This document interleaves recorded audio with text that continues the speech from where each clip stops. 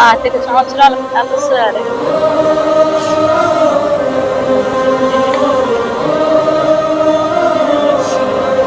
నిజంగా మాకు చెప్పాలంటే ఈరోజు మాటలు లేవు సార్.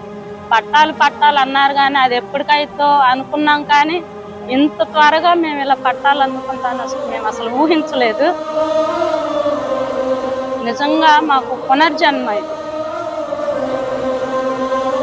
మమ్మల్ని చాలా సార్లు బెదిరించారు. మేము ఇల్లేసుకునేటప్పుడు కూడా ఫారెస్ట్ వాళ్ళని, ఇండస్ట్రీ వాళ్ళని దాదాపు 4-5 సార్లు పడేసినప్పటికీ ఎలాగలా మేము నిలబెట్టుకున్నాం, కానీ అది తాత్కాలికమే అనుకున్నాము.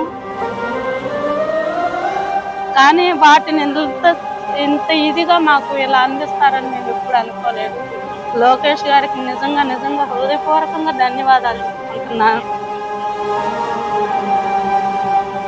నా పిల్లలకు భవిష్యత్తు, నా పిల్లల తరాల భవిష్యత్తు ఇది. ఇంత త్వరగా అవుతుందని నేను అస్సలు అనుకోలేదు సార్. లోకేష్ గారికి ఎప్పుడు నేను కృతజ్ఞత కలిగే ఉంటాను.